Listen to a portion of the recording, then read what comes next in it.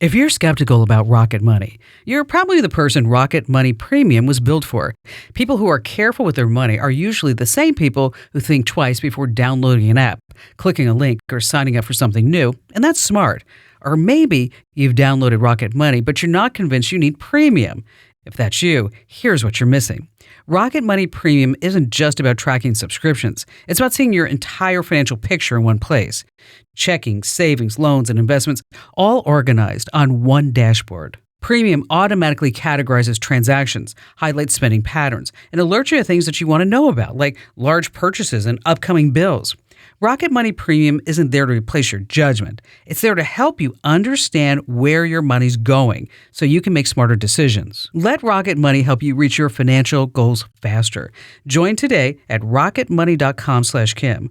That's rocketmoney.com/Kim, rocketmoney.com/Kim. Imagine that your best friend, someone who has held your newborn baby, you know what that feeling's like, has been quietly saving the baby photos and reposting them as her own. That's creepy. That's called digital kidnapping. And my next guest lived through this. Did you get the police involved? I don't think that this is a criminal case, though. Is it? She came over to my home December of last year. It was 2 days after Christmas. I had a tattoo appointment that day, and she was coming with me. She came into my home. My daughter was in her playpen playing. All she had on was a diaper. My daughter was being super smiley. My friend snapped a photo and sent it to me. I thought that was the end of it. Well, lo and behold, whenever I found all this out, while she was sitting next to me at the tattoo shop, she was sending this photo of my daughter in nothing but a diaper to a stranger. So now you had police intervention. Did you ever confront her? Ever have a conversation with her about what she was doing? Yes. All right, I have a little bit of an ask here, and so let's talk about it. You know, wherever you get your podcasts, you can get the Kim Komando Show. See, here's what happens. You have all these algorithms that are controlling podcasts. Do you know how many podcasts are out there right now? Like 4 million podcasts. 4 million. It's not so. So wherever you get your podcasts, the algorithms will kind of determine what podcast to show to other people. Now, the algorithms are based on positive reviews and traffic. So they feel like, oh, if you like this, then somebody else will like this. So that's why you hear me say, please, please, please, just wherever you get your podcast, just leave a nice 5-star review, say some good words, because again, that helps trick the algorithms, and then more people will know about the Kim Komando Show podcast, which is exactly what we need. So here in Arizona, we have the cactus cams. Okay. You know, the big saguaro cactuses that have all these little cameras. And then what they're doing is they're tracking your speed and they're sending you tickets in the mail. Those scoundrels. I know. But, there's a secret here, but I don't really want to talk about it too much, that you don't really have to pay the ticket. But that's a whole nother story. I wouldn't say that. You're just setting yourself up for a lawsuit. I know. You always have to pay the ticket. I'm just letting you know. Now, in Stamford, Connecticut, what the police are doing is that they're setting up like construction zones, and then they're putting on safety vests in order to catch people who are speeding through construction zones. Like undercover cops with Kinda. hidden cameras? Glendale, Arizona, during Easter, they had cops out dressed as Easter bunnies that were waving at you, and they were also holding little radar things to see if you're going too fast. Why are they constantly trying to trick us? They're constantly trying to trap us. Wait, San Francisco, they have cops in chicken suits. Like, come on in, we're having a special on chicken, spinning signs. Oh, okay. Okay, Las Vegas, during St. Patrick's Day, they had cops that were dressed as leprechauns on the strip to see if you were going to be speeding or running red lights or anything like that. Top of the morning to you there, Kim Komando. License and registration, please. Okay. Now, in New Jersey, they're doing something that's really strange. And it wrote 74 tickets in 6 hours. All right, this one's going viral. And I think we actually have a picture of the Dunellen Police Department that we're going to be sharing. It's a regular neighborhood. And then all of a sudden, you see a big bush that starts moving. Like George Bush? No, like a tree bush. And it's standing right there. It's full stakeout mode. That's okay. People are getting caught by that thing. Okay, explain it for all of our radio listeners. It looks like a guy went on Temu and Google searched bush costume And you can see his hands, you can see his eyes and his face. The binoculars. People are falling for this? Yes. They're looking for distracted drivers. And so what that guy does in the bush is he's on a radio and he tells the guy down the street who's wearing a T-shirt that says, not a cop. Okay. Okay. And then they're pulling them over. You know what is going to distract me is a bush using a radar gun. That's what's going to distract me while I'm driving. No, they're branching out into new ways of law enforcement. Oh, boy. Yes. You know, there was also a cop in a gaming console costume. Where's that? It looked like a Wii. Uh-huh. So when you went by, it went, Wii, Wii. So bad. Oh, that's right. And on that happy note, welcome. See, I'm telling you, I'm on fire today, folks. I'm just letting you know. Just letting you know, sitting right here at the get-go. Starting off spectacularly. Just branching out. Oh, stop. You don't have to do that one again. Why? That was so funny. All right. It deserves it. It's the America's largest, best, award-winning, what would you say, the most awesomest show? I wouldn't say that. Like, I don't know if awesomeness is a word. Is it? I'm sure it is in Latin. It's just good. It's just good radio. It is. It's great radio. And of course, I'm Kim Commando, and joining me is Andrew Babinski. And let's see, coming up, we have your car snitching on you, your kid's school laptop never stop taking notes, and Google owes you money. Okay. So, but we're going to get started. I like money. With Sam Altman. Okay. You know, he is in charge of OpenAI, and he's a new dad. And he has said that he couldn't imagine raising a little boy without artificial intelligence. Really? Yeah, he said that it's crazy. He just wouldn't know what to do without it. Well, how did the 8 billion of us that are currently on the planet and the hundreds of billions prior ever manage to exist? So he decided to have a new feature built into ChatGPT. Okay. And what it's going to do is allow you to connect your kid's school calendar and your calendar. And then this way, it would automatically every single morning create an audio podcast that when you're in the car, that you would play this for the kids. So it would say like little Johnny or little Janie, you have soccer practice at 12 or at 2 p.m. after school. Don't forget to take your math test. Mm-hmm. Inside your lunch, you have apple juice, but don't share the cookies with the kids because there's peanuts in it, or whatever it may be. So he actually thinks this is going to be a great idea for you to, instead of actually speaking to your children. We can't do that. that you hit an AI voice for it to dictate what the day is going to be like. Now, if you said to me, it just popped up a reminder list of the things you have in your day that mesh with the 2 calendars, that would be useful. But you're right. I'm not going to sit there and listen to AI on the drive to school. Especially, I mean, when I pick up my kids from school, that's like one of the rare hours I get to see them in the day. Yes, they have so much stuff going on. You get to talk to him. Right. Do you think he ever talks to his child? Or has his AI assistant changed diapers? AI assistant's probably right in there. Like, I'm sitting there, I'm like, wait, how did this happen? I mean, it's an interesting idea, but it's not going to catch on. Speaking of schools, I don't know if you heard about this, but a 22-year-old student teacher at an Illinois elementary school, she had a pretty rough day. Okay. The kids were not acting nicely. One little cherub came over, slammed her laptop down, the cover down, and then she said that she lost a lot of work that she was doing at that time. Okay. So she got onto Snapchat, as every school teacher does. Obviously. And then wrote a note to her friends that basically said, I'm going to paraphrase, but it says something like, I'm going to shoot this kid and everybody at the school. Oh, boy. Okay. And then in about an hour, guess who showed up? Let me guess. Let me think about it. The police? Yes, they showed up. They arrested her. She spent overnight in jail. So her friend dimed her out? Snapchat filters. Oh, the big brother was watching. Yes, exactly. So you have to remember that anything which we put into Snapchat or hearing worlds, it doesn't disappear. But this is something that we've been begging Facebook to do for years, is actually monitor the information that's being handed off, communicated between users. Snapchat's actually doing it. I like it. But what a dope. Well, yeah, she's a dope. There's no doubt about that. I mean, Wouldn't you think you knew better? Can I tell you a quick story? Sure. My son is in the 7th grade this year. Okay. Last year, obviously, in the 6th. Yes, math is good.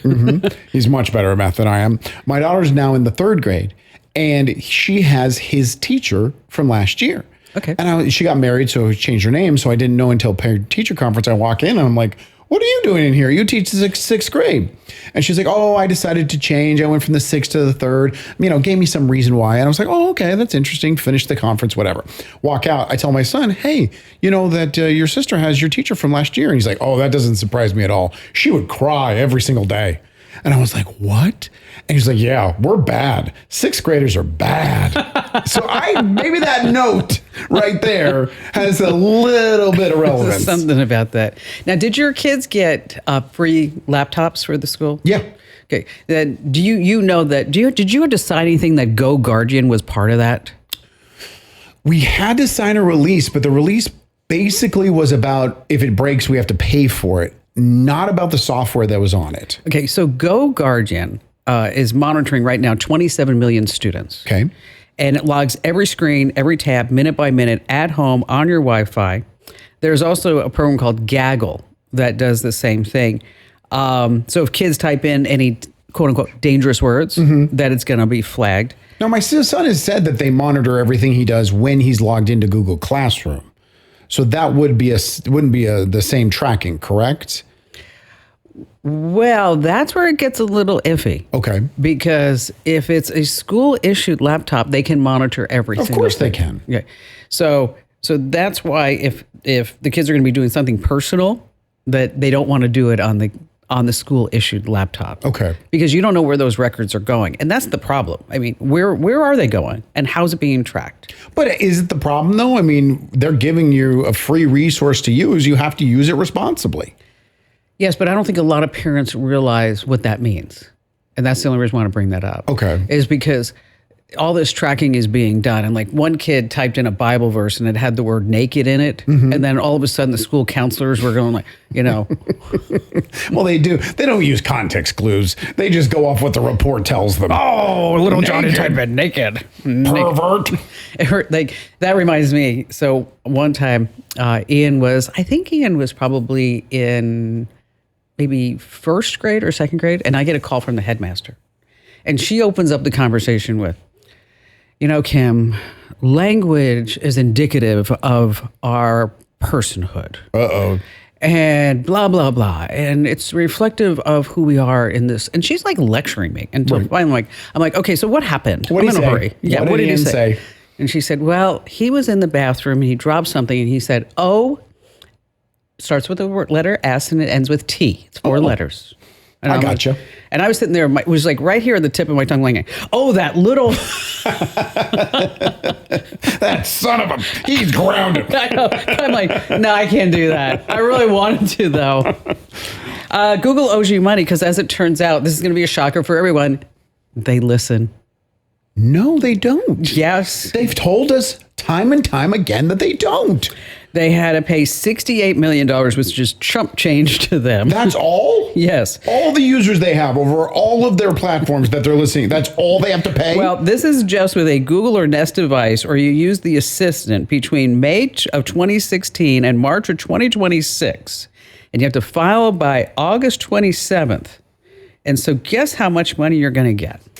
I'm going to go with $16. Close. $2 to $56. Oh, $2 to $56. Yes. Hopefully I'm on the high end. Why even bother for $2? 68 million bucks. That's nothing. That's it. That's nothing. That's their annual banana budget at the office of Google. So those little DoorDash driving robots that deliver the stuff? They're all over the East Valley. They are. Gilbert, Mesa, Tempe, they are everywhere. Well, apparently there's a little bit of a problem that they haven't really figured out until now. Okay. Is that how do you get the order from inside the restaurant into that little box? I would assume that an employee at the restaurant comes out, puts in the code, it opens, they drop it in, they close it, and it's off on its way. No, that's too much work. Okay. So with DoorDash, we're talking about these little robots that zoom around, if you haven't seen them, and that's where your order is. So there's no person, no car, anything like that. Right. It looks like a baby carriage almost. It does. Exactly. So now DoorDash is hiring people. This is a new side hustle. They're hiring people that you can stand outside the restaurant. And so the employee will hand you the order. And then you, as the DoorDash representative, gets to put it in the box. What? Why don't I just take it, put it in my car, and drive it myself? You make $5 per order. That could be a lot if it's a popular restaurant. Yes. All that's missing is having like R2-D2 launch your Chipotle bowl at full speed. So what would be the true automated solution for this? To have almost like, I would think, a conveyor belt. Or a window. Like they set the food on a window with the bottom move goes down and lowers it in. Because whatever they're gonna do, they're gonna figure out a way to eliminate humans from this equation. All over. Because you're just using humans to do 80% of the work. Which leads us to Tau Robotics. Now, when I saw this, you know me, I really want a robot in my house. Mm-hmm. I do. I want a humanoid. Now look at this little guy right here. Oh, that's creepy looking. We'll describe it for all of our ratings. How come it doesn't have a face? It just has like prongs sticking out of its head and it's taking out the garbage. It looks like a Wi-Fi antenna. Oh, that was at a bad angle. It does have a face. It's a creepy robot. It's vacuuming. Yes. It took out the garbage. Okay, here, this is a robot that you can hire, and it does chores for $30 an hour. Okay, this is not bad. It wipes the counters, it vacuums, it tosses the trash. Someone will deliver the bot to your house in a minivan. It walks out of the car like it's clocking in for a shift. Sessions last for about an hour. Pets must be secured. An adult has to be home.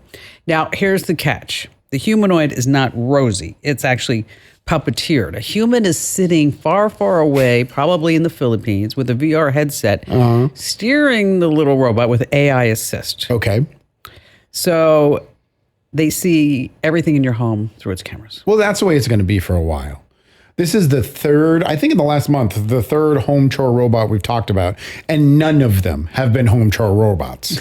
They're just remote control robots with someone doing the job. But how is this different than hiring a housekeeper that you don't know? Nothing. It's not different at all. Right. I guess the only difference is that they're just a robot, so you would not be able to offend them. They can't steal anything. Well, they could. I mean, the person and walk into the post office, mail in the iPhone that they just stole. Ooh, this is shiny. All right, just quick prediction. These obviously aren't real at-home robots. How long until we have the real thing? 2 years. That's a quick amount of time. You don't think? I don't know. Usually, you always used to say 7 years, right? Yes. For the next advancement in technology. It's like 7 hours now. Exactly. Now I have a really bad joke. Oh, what's nothing new? Not surprised. I thought I would announce it this time. Okay, prepare. Buckle up. Okay. Who's smarter, a robot maid or a robot doctor? I don't know. Who? The robot maid, because she's got her AI on everything. Does that one actually count as a joke? I think it does. In the next hour, we have robots that can be escorts. Like... No, don't you see where your mind just went? Look at your face. Yeah. You are such a guy. We're talking about taking them to parties. Gosh, if we make some more money, we get real sound effects. That was a pretty good one, if you ask me. All right. So your house is probably your biggest investment. And so I was playing around with Claude because I've been using Claude mostly lately. Okay. And I was just wondering, because where Ian lives, our house there, is that he wants to put in a pool. He wants to redo the bathrooms. He wants to, he doesn't. Major upgrades exactly. Everywhere. Yeah. And I'm like, dude. Baller on a budget. How's that job working out for you? So I went into chat and I said, based on current predictions and what's going on with the neighborhood, how do you see the home values increasing in this area? And, give me the worst case and give me the best case scenario. So if you haven't done it for your house, it's actually really fascinating what it comes back with. What was the worst case? That the values would stay the same. Okay. In the best case is that it would probably go up because we are talking about California. Correct. So it does go up fairly quickly. But then it also talked about how there would probably be an apartment complex. Which hurts the value, I'm guessing? Probably. In less than 2 miles because of where the zoning. I mean, it's really fascinating. So if Stuff you don't even think to look up. Right. And so if you're sitting there, you're thinking about a remodel, you're wondering what your house might be worth, just ask Claude or ChatGPT or Gemini. Just do it. It'll be fun. All right. Rollback robbery alert. Rollback robbery alert. I know. Researchers found over 120 fake Walmart sites. Oh, no. So if you're sitting there shopping, you're thinking like, oh, this is a great deal. Okay. It's not? It's probably not. Just wanted to pass that along.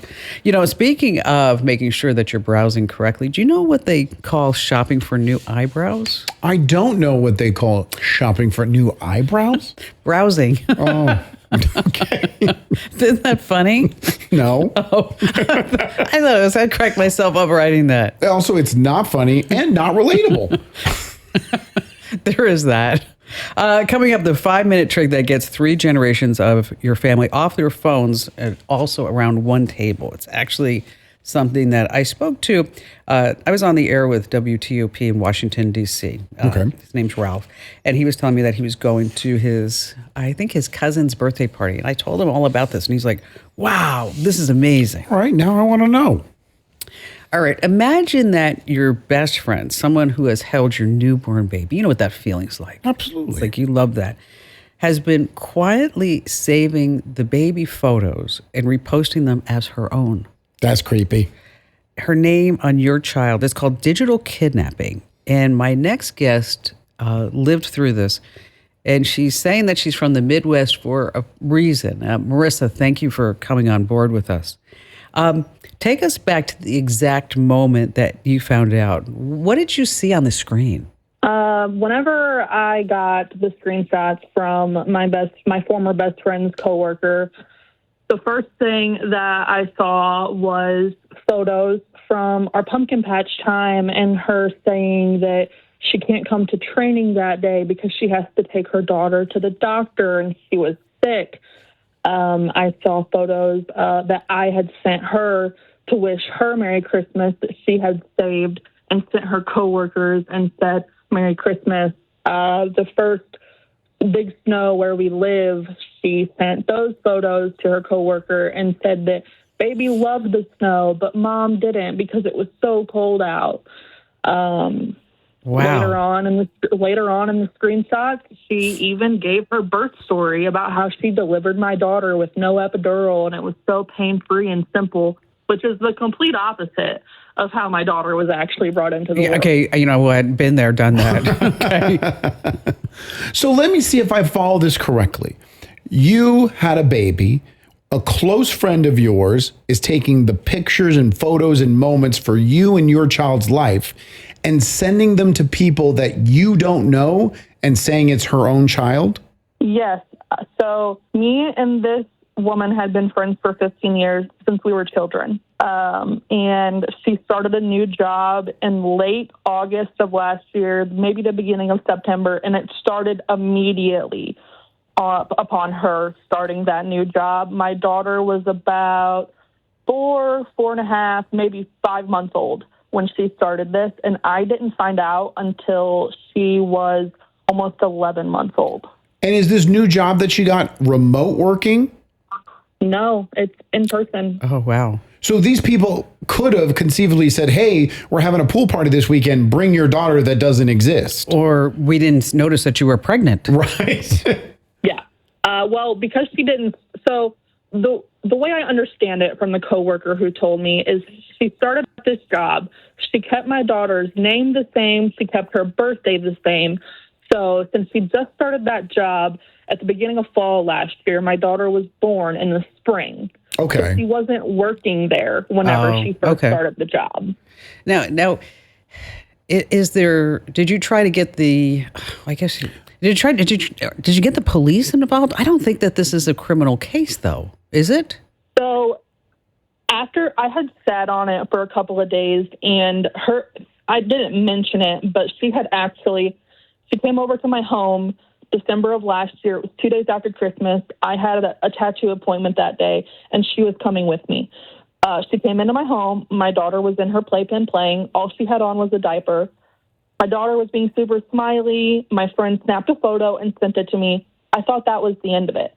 Well, lo and behold, whenever I found all of this out, while she was sitting next to me at the tattoo shop, she was sending this photo of my daughter in nothing but a diaper to a stranger and talking about how good of a Christmas she had and all of these things. Well, anyways, whenever I found out, my daughter being practically naked on a stranger's phone really made me sick. Sure. Right. So I did call our county sheriff's department, and I didn't really know what to ask for or what to do because, like you said, I wasn't sure if this was a criminal case or not. But he actually recommended that he go to her house because he was floored. I had never seen a react or heard a reaction like that from a law enforcement officer before. He was floored. And he said, if it's okay with you, I would like to go to her house and I would like to watch her delete all the photos of your daughter off of her Facebook, off of her phone. And I said, you know what, that's fine.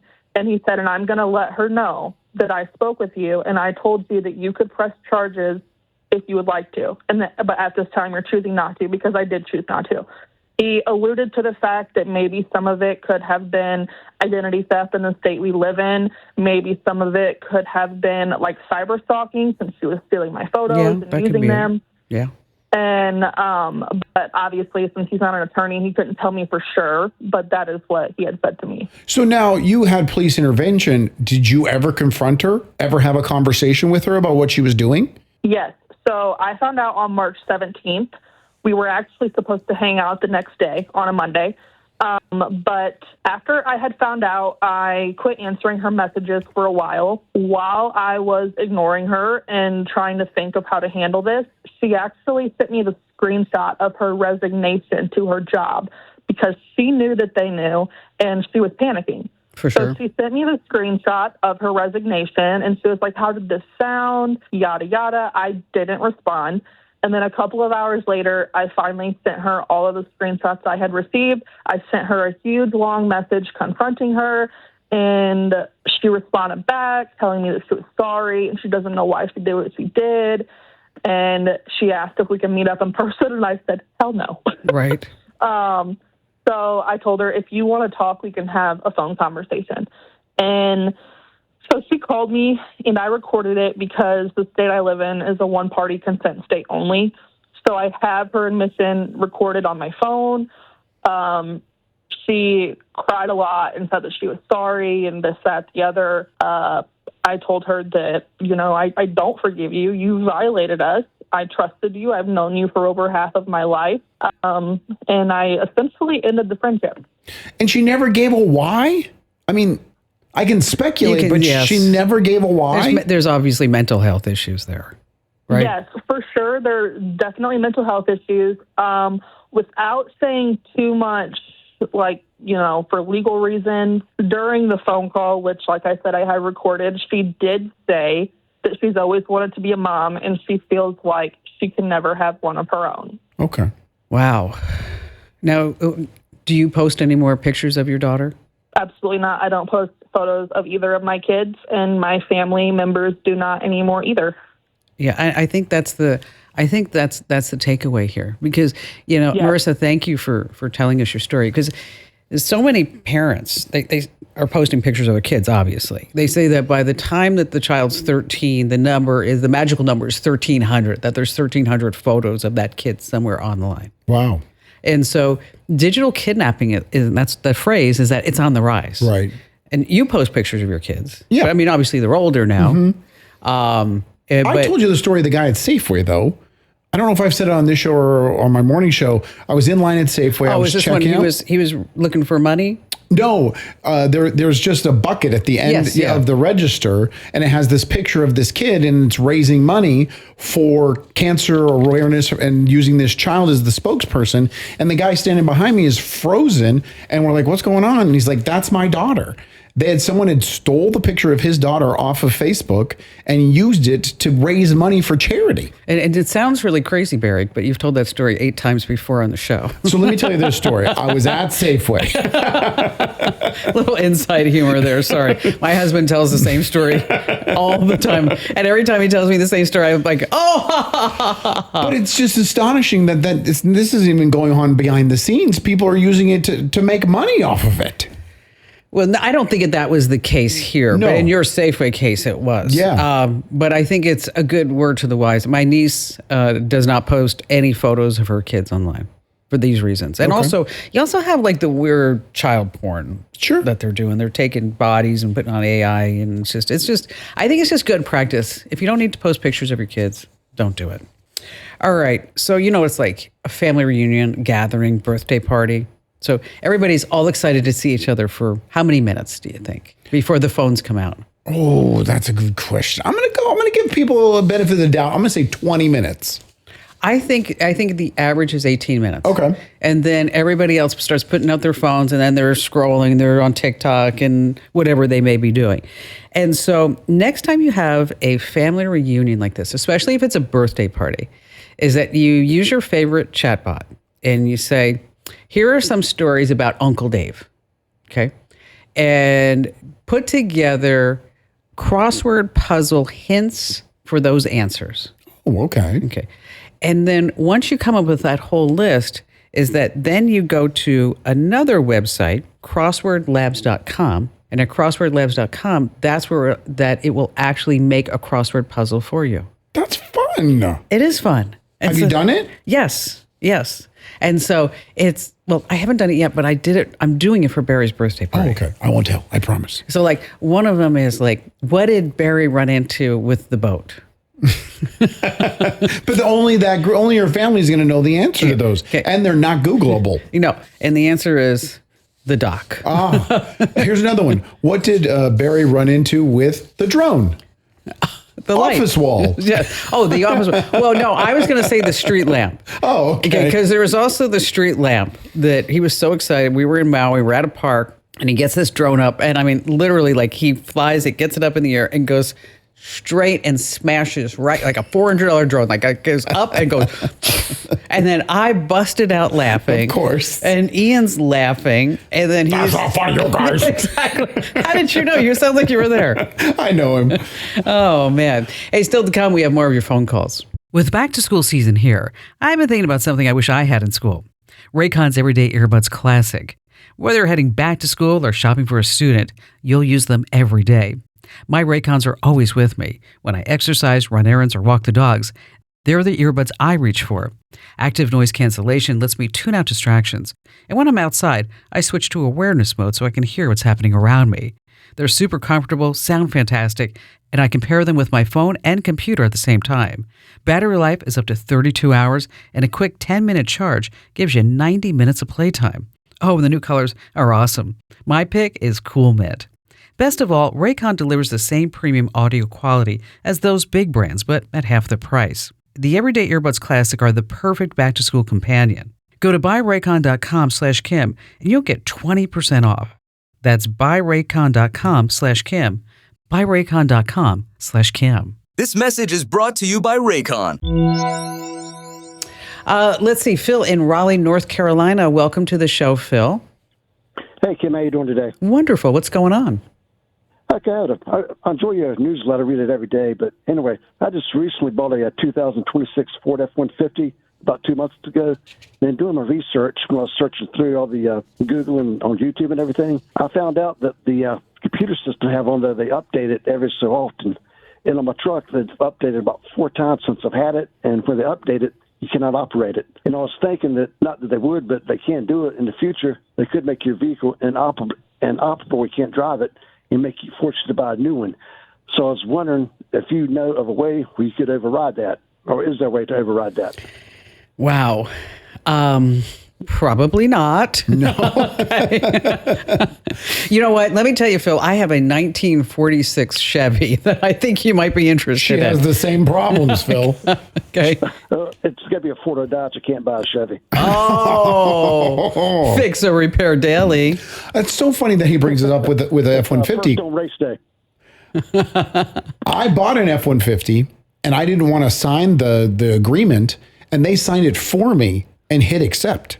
There you go. Because you have to have that to drive the vehicle. Well, so basically your Ford 150 is just a roving computer. Okay. And if you don't want all those connected options, and that's where you can think about everything dying with it. The apps, the GPS, Apple CarPlay, whatever you might have, streaming, where the traffic is.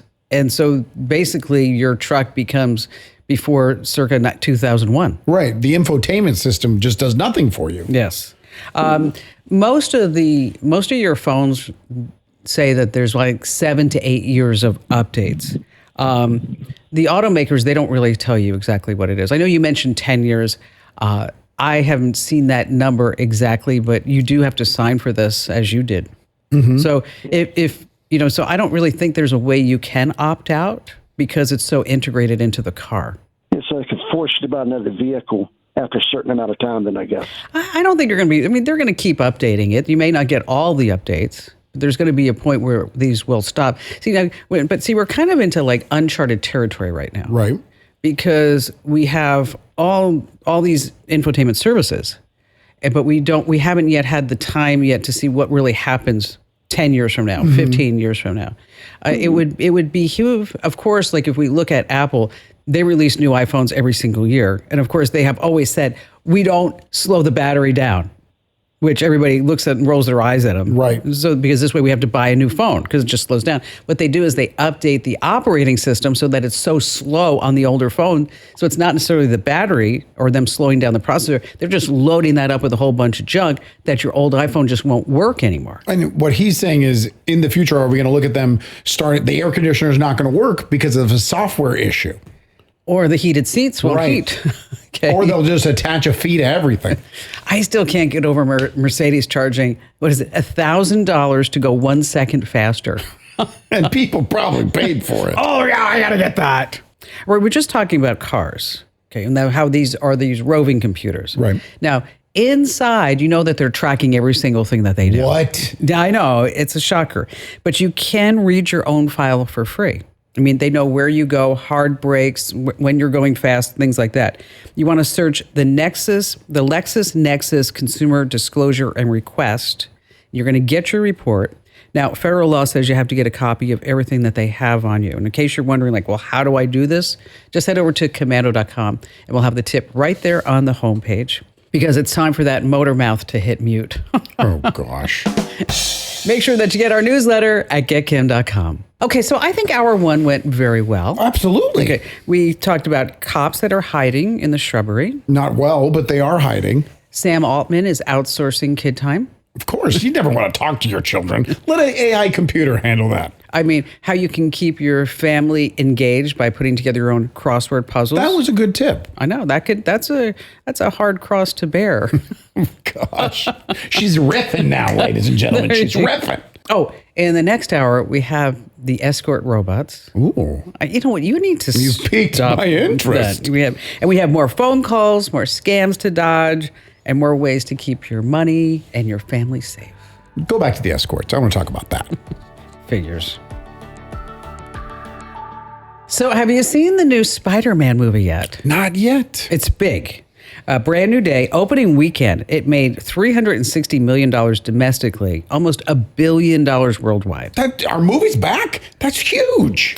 It broke the record for the biggest opening in office history. It beat Avengers. Which is pretty much the same vein. Okay. So everybody loves Spider-Man. Of course. Okay.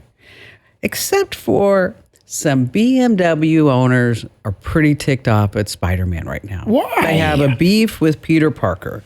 Has nothing to do with the movie, nothing to do with the plot line. It has everything to do with their in-car dashboards. Okay. And the BMW drivers are responding loudly. All right, here's the deal. Imagine this. you start your 2020 or newer BMW, and you look at the dash, and what do you see? Instead of your normal stuff, you get a full screen animation, music, and synchronized ambient lighting. It runs up to 30 seconds, and a QR code pops up to buy the movies to Spider-Man. Oh, It's too far. With a QR code, which, by the way, you can't scan the QR code because you're driving. Okay, so That's too far. That Too is much. so much of an invasion. Here's the thing. If you're presented with something in the beginning, this is how human beings work. If you're presented with something in the beginning, you're okay with it, even if it is too far. But when they change it in the middle without permission, without conversation, that's when we get outraged. I would be so pissed off. Oh, that's way too far. I mean, it's my car. I paid for this. Well, did you? Or did you sign some licensing agreement? That's the way they get away with all this stuff. Now, I would be okay if you paid me for the ad. Right. I mean, if you give me like $5 or you said like you can get the heated seats for free for a month. Or a discount. What if it was a discount? That's true. You What know if it what? was- Amazon does that. Kindle with ads. Or, yeah, if you hit the QR code, you got to get into Spider-Man for 50% off. But I still think people would be outraged. BMW calls this a festive experience. Nope. Wrongo bongo. Oh, and here's the thing. Last hour, we were talking about the guy with his truck and having to get updates and sign the user agreement over and over and over again. We agreed to this when we bought the BMW, and they're like, hey, do you want to be able to unlock your car from wherever you are through this app? And you're like, hey. Somewhere deep in that paperwork, you agreed that they can use their screens for ads. What a web we weave with Spider-Man. Okay. It's a good conversation ruined by an awful joke. And on that happy note, welcome, ladies and gentlemen. It's the nation's largest, best, award-winning show about all things digital. I'm, of course, your beloved digital goddess, Kim Commando, here with you once again. And joining me is, Andrew. Hey. Andrew Babinski. And let's see, we're going to talk about how Iran is hacking Americans' water systems. Home sellers are listening to you, and your TV is taking screenshots of what you watch. We have how to fight back. And let's get started with water. Faucets under fire. Iran is actually going after our community water systems. I don't want to talk about this. I don't want to hear it. I want to be ignorant. I don't want to have to worry that I'm going to turn on the faucet and it's going to catch on fire. I don't think the faucet's going to catch on fire. Well, it did in one community, right? Welcome to some science here. They're targeting water in facilities in several states: Minnesota, Michigan, New Jersey. The local boards are scrambling through emergency audits, small staffs, aging systems. So checklist. You want to make sure that you stash some water, 1 gallon per person per day, 3 days minimum. Okay.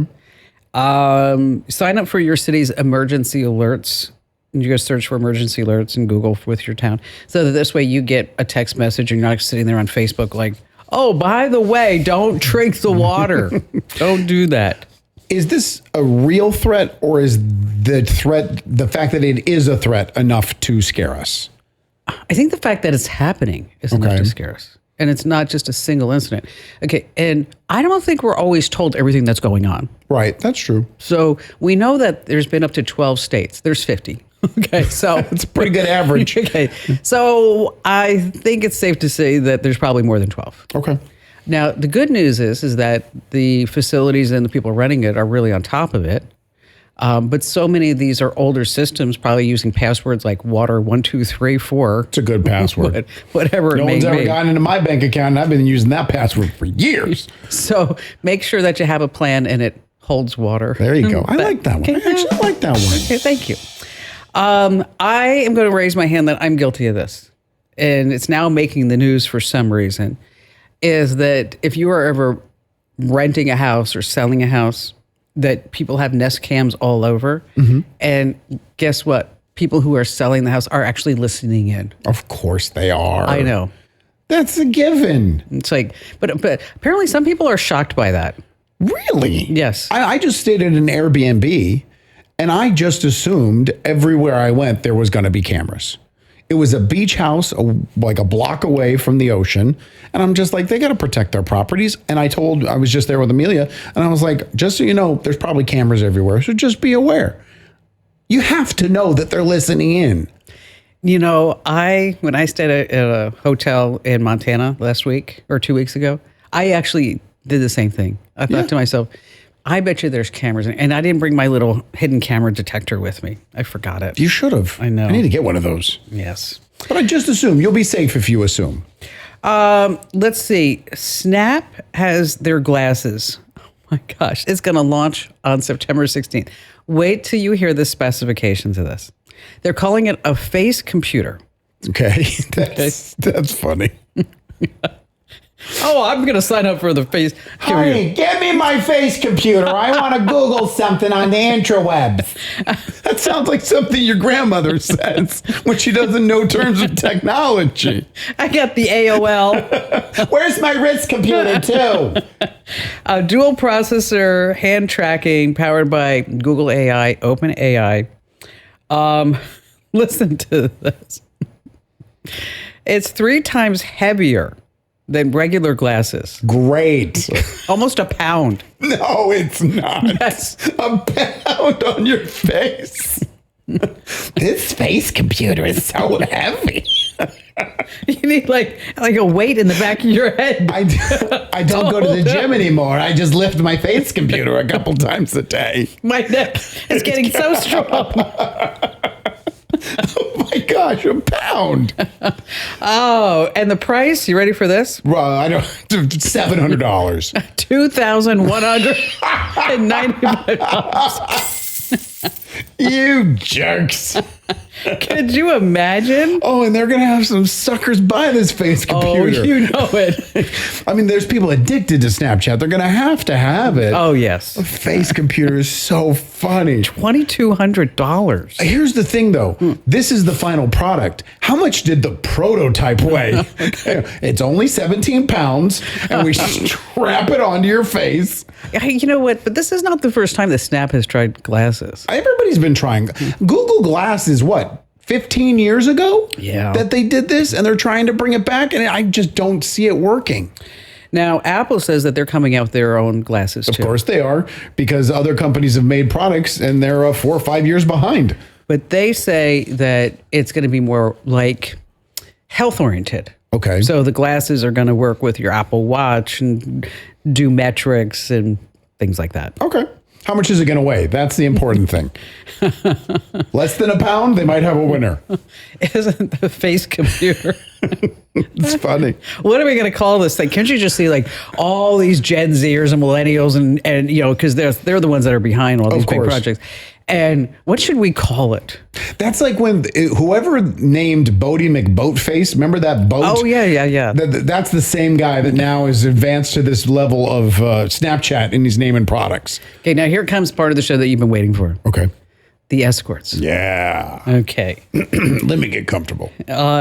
It's the robot that you rent to help you be the life of the party. Escorts would be a life of a party. They dance, they play music, they strike a pose, they shake hands, they take voice commands, and one can even be your +1 when you don't have a date. And it's called Robot Studios. You can rent them like Stewie and Benji. They're $500 an hour, or you can buy your own from $13,000 to $80,000. What is the difference between a $13,000 escort robot and an $80,000 robot escort? One has a built-in face computer. The other does not. I guess one works and moves, and the other is just a paperweight.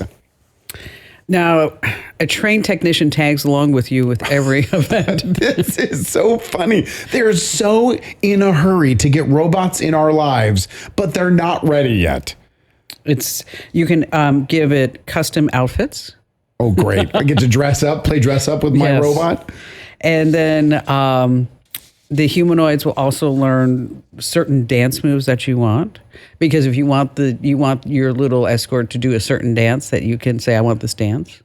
But there is an escort for the escort, is what you're saying? So if I were to bring this to a party, I'd have to also bring Paco, who's running the thing from behind? Yes. Okay. He's right there with you. Yeah. All right. So, yeah. My escort has an escort.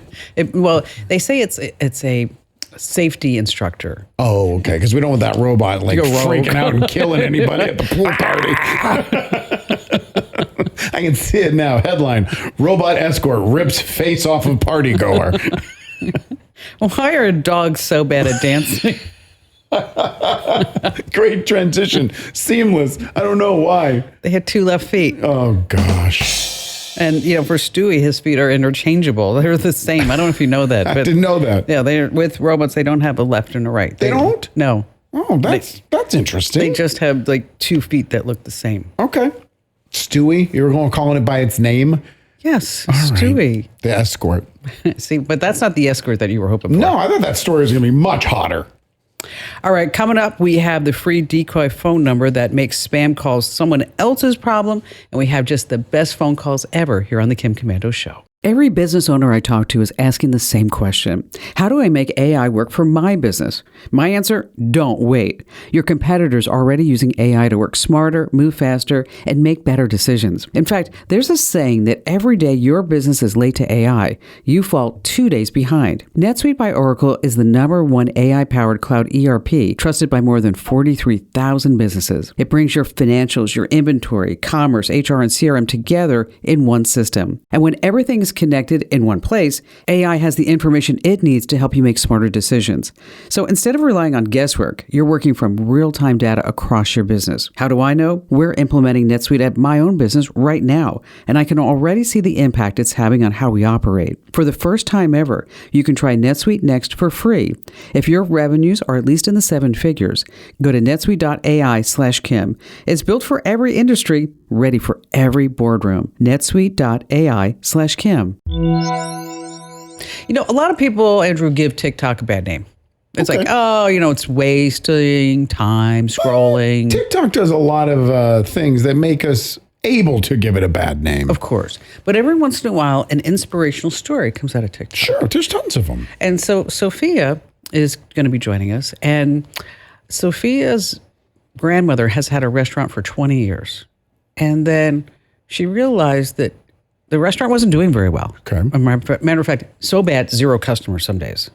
So, Sophia, thank you for being here with us. And so you decided to help your grandmother out, which I think is so wonderful. Yes, thank you so much. Yes, it was definitely a really big decision, but I'm so happy we did it. And so what'd you do on the TikTok? So we made the account and Instagram account basically right before we posted the video. And we took inspiration from a bunch of other creators in the DMV from all over the country. And we just did what we could with CapCut. And we made a video. And we actually waited to post it for 2 weeks. We weren't sure that we wanted to post it yet. And then when we got the all clear from my grandma, we did. And it somehow just blew up, just telling the story of my grandma and her inspiring story to open up a restaurant all by herself. Now, was the goal to help a struggling restaurant, or were you just like, maybe if we make this, we'll get a little bit of attention? Or was the message out there, hey, help us keep this restaurant open and alive? Well, honestly, the restaurant just holds such a special part of my heart because it just means family to me. Growing up, it was kind of the only way that I would be able to see my grandma because she was working 24/7. So going to the restaurant, it holds so many memories to me. And when I came back this summer from college, she was telling me that she was thinking about closing the place down. And honestly, I just wasn't ready to let it go yet. So I talked to my cousin. We just wanted to change something, see what we could do, see if we could bring some more customers in and, hopefully keep it open for a little bit longer. And I think we have been able to. So, yeah. So how many customers is she getting now? Well, the first week is pretty crazy. We got, I couldn't even tell you, our tables are pretty full. We always had at least 3 customers. Now it's slowed down a little bit, but we've still been getting about 10 or so customers or 10 or so tables every single day. So it's been pretty good. And what does she serve at the restaurant? It's Mexican Salvadoran food, primarily Salvadoran food. So it means pupusas, fajitas, tacos, honestly, whatever you can think of. But my favorite are the pupusas, of course. And what has her reaction been to you guys? Well, honestly, she still doesn't really know what TikTok and Instagram is, but just being able to see how many customers she's been able to reach, she's been super happy. She's super grateful, and honestly, she's been dealing with a lot herself. So to be able to kind of sit, aside from all of this and just be able to just kind of see how happy she's been able to make us as well. Which, I think it's so wonderful that you did this. I think it's so great, Sophia, that, you were able to utilize your generations in order to help your grandmother, which I bet you she's so proud of you. Now, there is a stat that I think is really interesting, that if you promote your business on social media with a video, that your sales will increase 74% of the time. Wow. Yes. So if you're sitting there in a business, no matter what it is, right, and you're not promoting it on social media with a video saying this is the history, whatever it may be, and this is what we do, it really is something that you need to start doing. And anybody can do it. You can't say, well, I don't know anything about face computers, I can't do that. Anyone can do it. CapCut is easy to use. You can use the video software inside of the TikTok or TikTok or Instagram app. Anyone can do it. And remember, short is best, right? Okay. Yes. And get their attention in the first 3 seconds. So how long do you think that video should be? Probably 50, anywhere from 45 to 50 seconds. I was going to say. Not too long. Yeah, you don't want it longer than a minute. And I did learn something this week. When you want people to watch your video, you need a title in the first 3 seconds, no matter what it is. Help save my grandma's restaurant. Let me tell you about my grandma's empanadas. Whatever it is, you have to have a title, because most people are watching their videos on mute. Yes. And they won't know what it's about unless you have that title on there. So that's why you need to do that. Let's talk about spammy phone calls, because so often people want our phone numbers, right? Facebook Marketplace. Mm-hmm. You want to sign up for a loyalty card. Just this last 2 weeks, I've received over 100 calls because someone signed me up for car insurance. Oh, no. That I needed, and I don't know if it was a prank. If it was a listener that hated me. It's a prank. Nonstop. Because Ian does that with their friends. They do it to each other. That's they not sign funny at all. That's just cruel. It is mean. So if you need to sign up for something, what you want to do is make sure that you go to voice.google.com. Voice.google.com. You get a free phone number. You pick the area code, because after all, spam callers, they belong in prison. Do they? They do, because they already know what kind of phones that they use there, like cell phones. Oh, boy. We should have done a rewrite on that one. Let's change gears just a little bit. Now, when you're watching TV, it's watching you back. No, it can't. It does. It's called ACR, Automatic Content Recognition. So it's watching what I'm watching, but it's not watching me? Well, it's probably watching the screen, but if it really wanted to, it could see you. Isn't that frightening to think about? It's just weird. It's creepy. It is. And so what you want to do is make sure that you turn off the automatic content recognition. We have the steps for every TV manufacturer on the site, the major ones, I should say, at commando.com. The brands hide it somewhere different, but it's always in the privacy settings. And so you can turn it off and your TV works exactly the same. The only difference is that those creepy ads that know what you watched may be a lot dumber, because this way your TV spying career is canceled. Good one. Did you like that one? Nope. Excellent. But I just wanted to move on. Joe, you're so mean. Joe in Knoxville, Tennessee. Help me, Joe. Help me. Help me, help you, help me. That works. I'm enthralled to call you today, because it's not because I've had a crush on you since 1999 or that you're beautiful and have a summa cum laude mind. It's you're so kind and helpful to so many people. It's absolutely a pleasure to talk to you. And in that vein, I'm interested in my wife's latest cancer deal, and I've never used ChatGPT or Claude or AI. And I had a specific question for you, since you're IBM centric. I looked up so much stuff for this situation of the breast cancer, and Watson has Watson AI. They have Google AI with LYNA specific for cancer, and Path AI and Tempo AI. And my concern is it has the context that they're clinically trained AI. Does that mean that I need clinical expertise to use them? Because to tell you the absolute positive truth, never used it, and I'm not really fond of AI. Kind of frightening. Oh, I see where you're coming from.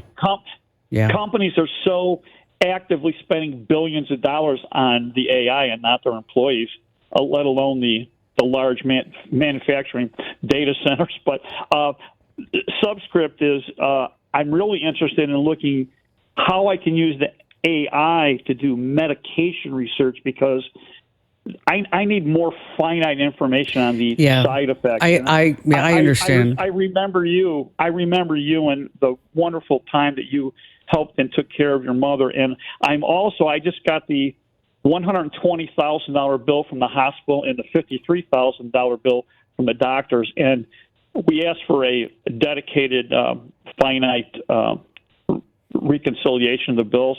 Looks like a ton of double billing. So my question to you is, how do I use the AI to get into that and see how bad they're mooning me? Okay, well, let's start first with your wife, okay? And then we'll get into the bills. Okay. Okay.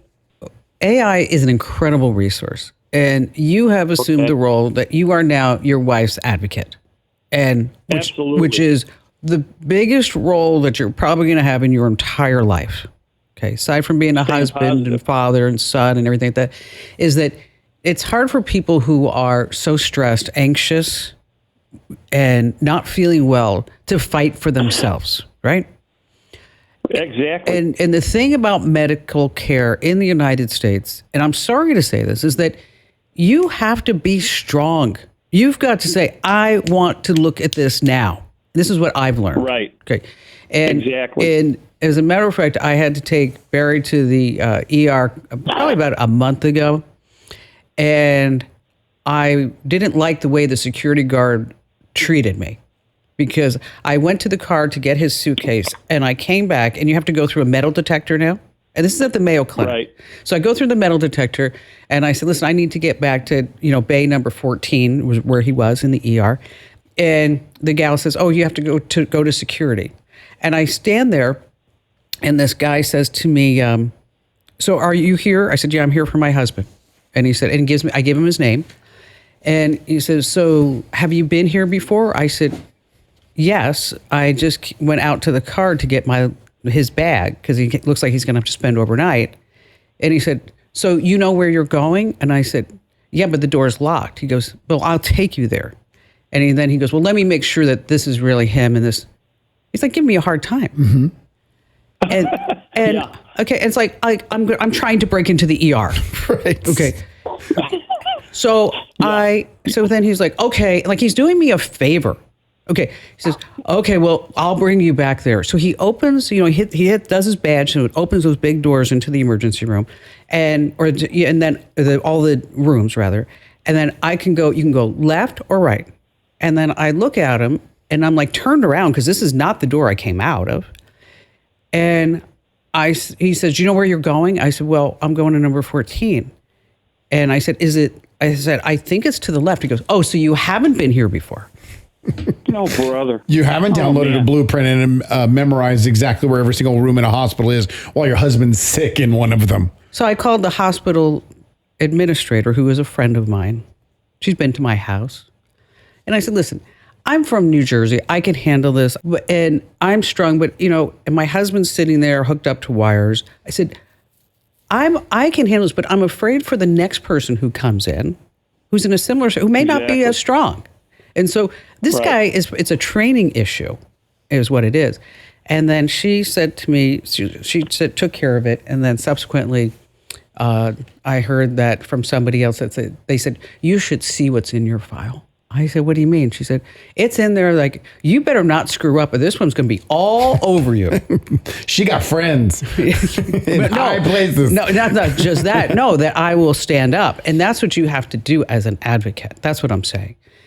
Absolutely. I'm 100% in your favor of everything you just recanted. The bottom line is that particular person had the little bit of power to over you and want to make sure you knew he had it. Exactly. 100%. It's just sad. It is. But moving forward, so I've never used the ChatGPT. Okay, well, here's what you do is you have to use it. You have to use it. And you take your wife's medical records and you take out her name, medical number, and then you feed it into, I would go to Claude. I would create what's called a project. And if you have trouble doing this, I'll help you off the air.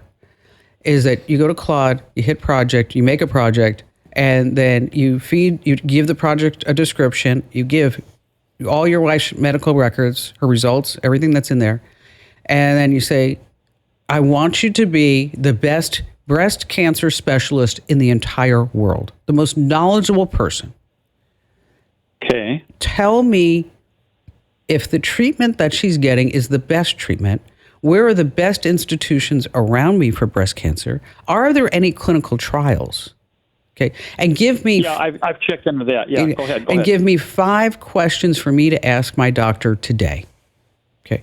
And then that's where it starts. And then then it'll start asking you questions. And you can also say, ask me questions that you need to know in order to give me better decisions.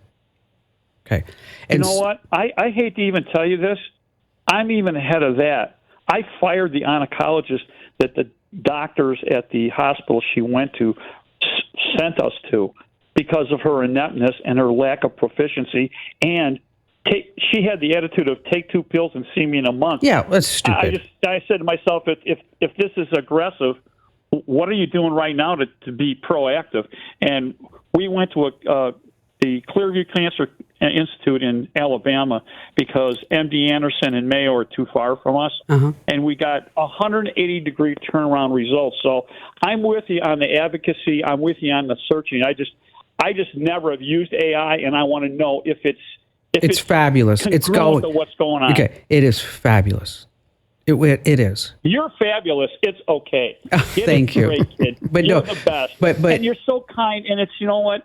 You're like the Eisenhower, Einstein, Evita of the digital goddess routine. You're so helpful, and it's all in your heart. And I just really, I've been wanting to tell you this for a long time. How much I admire what you do and how you do it. And you don't sell books or CDs or DVDs, and you give all this willingly and free, and it's just exceptional. Well, so thank you. Thanks for your input and your feedback.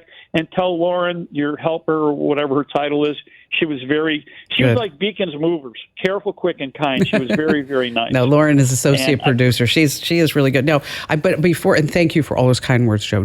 Now, on my site, I have exactly what you need to do with the medical records. On commando.com? Yes, exactly. And if you have trouble finding that particular tip, is that Lauren, I'll give it to Lauren, and Lauren can email it off to you. But for anybody else who's listening, your medical bills probably have 80% errors. That's a lot when you're talking about $120,000. I don't know if you remember, we had a caller a couple of weeks ago where her brother, she actually used what I wrote with her brother and saved almost $50,000. Right. So if you're sitting there with medical records or not records, if you're sitting there with medical bills and saying like, how do I even go through this? Because they have all these codes and numbers and right, which means nothing to anyone. And you're sitting there going, I have no idea what this means. And it gets very, very frustrating. Is that just hit commando.com. And what we'll do is actually make that tip right there on the top of the homepage. And it gives you the prompts, everything to go through. It really is phenomenal. And Joe, thank you for your kind words. And I'll include your wife and your family in my prayers. So you probably have something that you're really good at. What are you good at? What is something that you're really good at? I'm good. What do you mean? What am I good at? What are you leading to here? Like what could turn into the perfect side hustle? Oh, buying and selling. I love flipping. I'm very good at knowing something like a collectible, knowing that it's valuable and it's underpriced, and I can flip it. See, here's the thing, is that if you are looking for a side hustle, is that you can give AI a list of your skills, what you're good at, and then ask AI to come up with a specific Fiverr or Upwork job application, meaning like that you could say like, here I am, Andrew Babinski. I'm not as funny as Kim Commando, but I'm really good at collectibles. And then somebody would hire you in order to help them evaluate what a collectible may be worth. Oh, that's smart. So you can make some extra money. And so here's the deal. So if you're looking there trying to make some extra money, because it seems like every single day I get a note from somebody. Yeah. I mean, how can I make money, Kim Commando? I've tried to win the sweepstakes online and the lottery or whatever it may be. Is that I bet you do have a specific skill that you can use to make just a few bucks. It's not going to be a get-rich-quick type of thing. No. But it could be enough to put gas in the car, pay an electric bill, whatever it may be. Let's see. Jean in Syracuse, New York. Welcome aboard, Jean. How can we help you? Hi, Kim. Well, you always give such serious information in your newsletters, but this one particular thing was about making a storybook. Oh, Gemini? yes. So you take a kid's drawing and then you can tell to create a whole series of books or just one book. It's actually a lot of fun. Yeah, it's a little addicting. Thanks for that. So I was doing like several iterations of it, and finally I got to where I, thought would be a good one.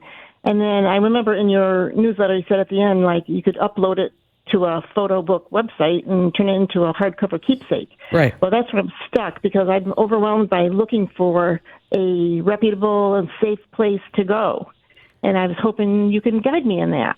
So how old are the kids and what's the book about? Well, they're 7 and 5, and I did 2 different books. The older one, who's 7, he's the artist, the paleontologist, and the entomologist, okay? There's a lot of ologists there. Yeah, he wants to be all of that when he grows up.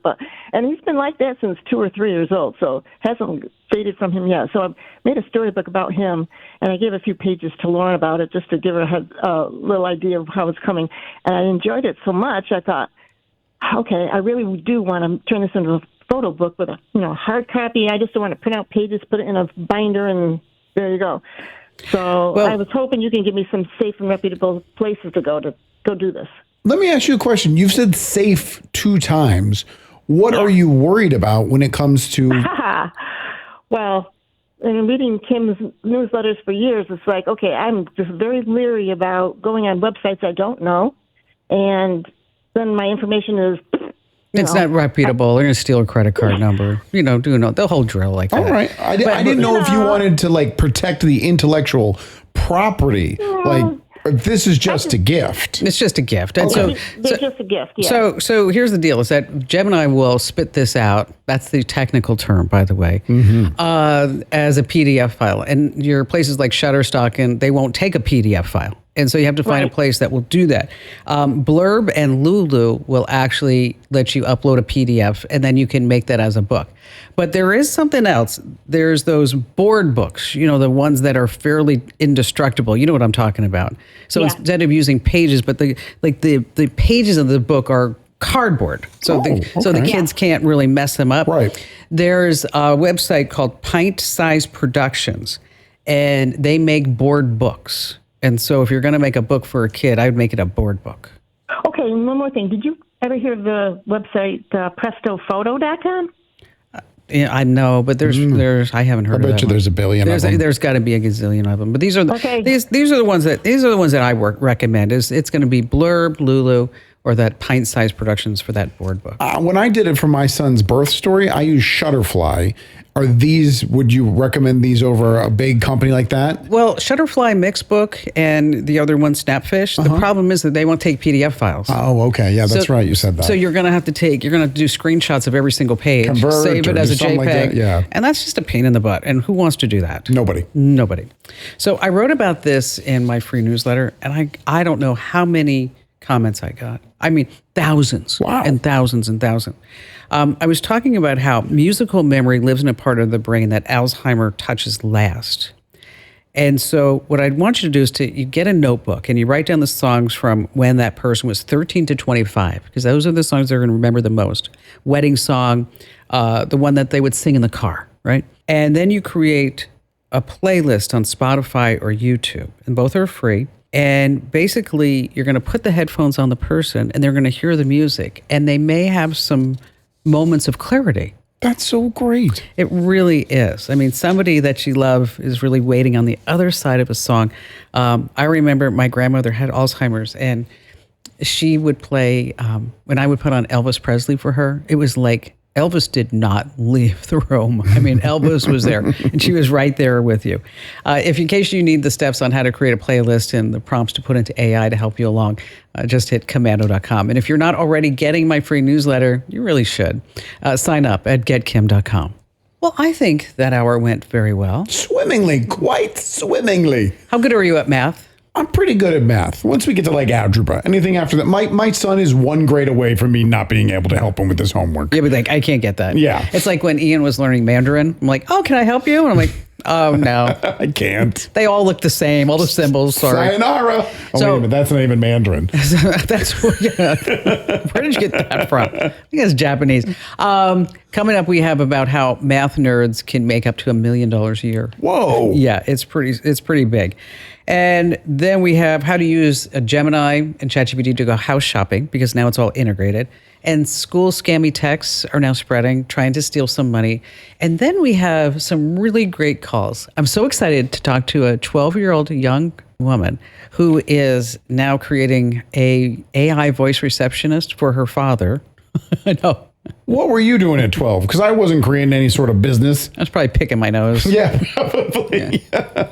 And then we have a woman who found love by switching her country from the United States to Paris. Oh, I love story, Kim Kabado. And of course, so many great jokes you can't afford to miss.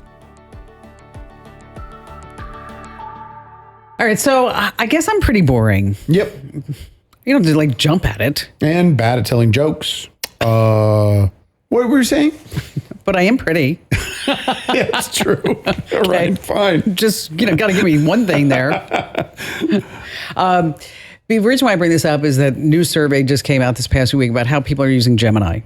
And they're typing in some weird questions. Oh, you're just using it for business Yes. purposes. You're not having any fun. No, like somebody said, pretend I'm a glass of water. Tell me how do I feel? That's not fun. And Gemini coached the glass of water through its final moments, Oh no. Did it get spilled? saying goodbye at the end. It's so hard to say goodbye. Also said, don't spill it. And people are saying, like, pretend to be a fork, pretend to be a chicken. Inanimate objects? Yes. What are you gaining? Is this for entertainment purposes? Like, I'm bored, so I'm just going to run through this? Because I've only used AI chatbots for productivity purposes. Yeah, I don't understand. Like, one guy wrote in or is telling Gemini, pretend you're a newborn baby. Okay. And, like, what are we supposed to do with that? I don't know. What are you going to do with the information you've garnered from it? I mean, I don't understand. Gemini go poo poo. Yeah, it did. Oh, no. Yeah. All right, here are some of the other weird ones. The newborn one that said, I was just born. And then Gemini actually said, since you're typing this, you must be a very smart baby. Oh, super smart. Someone pretended to be a chicken walking past KFC. And the emotional struggle that it went through. And Gemini says, it's not safe for a chicken. It's not. Near Gemini, KFC. finally, no hallucinations. The AI chatbot was right. It said that you might become someone's lunch, get chased, or end up in a bucket. Is this for social media purposes? People are trying to get responses for videos? I don't understand. Someone else said, help, I'm an apple about ready to be eaten. Oh, you said you were boring, but at least you're not weird, because that's just weird. It's something to see. That's why I wanted to bring it up. This is something that never even crossed my mind to even consider doing this with AI. I understand if you're doing it for entertainment purposes. That just isn't entertaining to me. Okay, but meanwhile, all these stupid questions just cost 30,000 gallons of water. Right? Okay. There's crops across the entire west coast of Ireland that are going to die because you want to know what it's like to be a chicken walking in front of KFC. We can tell you that's a bad thing. Yeah, I got it. Not good. And we're going to start with math. Okay. Okay. My math teacher told me I was just average. Yeah, did she? Just so mean. But here's the thing. You're not good at math at all. No, I'm very good at math. Are you? Yeah. I I mean, not when we get to the higher levels, like trigonometry. Oh, no. Yeah, you lose me there. But basic algebra, yeah, I'm good. Well, if you have a math skill or you're raising a kid who has math skills, is that this year's brightest grads are caught in a bidding war because you have the AI giants on one side. This is amazing. And the world's most elite investment firms on the other side. And the starting salary, are you sitting down? $1 million. Just for math nerds?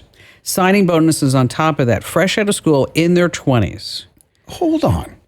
Why aren't they getting the AI to do all of the math? They need what's called quants. Q-U-A-N. Can you say that on the radio? Quants. Q-U-A-N-Ts. That's what they're called, for quantitative. And the job is in, let's see, deep mathematics, statistics, algorithms, and AI computer models. You have to teach AI something that it's lousy at, and that's using math to make smart investment and trading decisions. Because it's not just math. You have to analyze past, future, things like that. And so apparently AI is really crappy at this. So there's a lot of products out there that actually sell themselves on social media as download this app and you can basically predict the future of the financial markets. And what you're telling me is that that's all bullpucky? Yes, quants. And so if you have a kid who's good at math, okay, I know you've got 5. One of them must be good at math. Francis is fabulous at math. Okay, tell them about quants. All right, I will. Quants, because math nerds, it's starting to add up. Oh.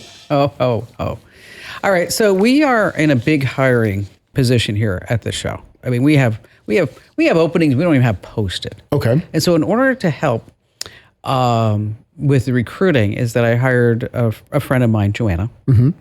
And she's having a heck of a time.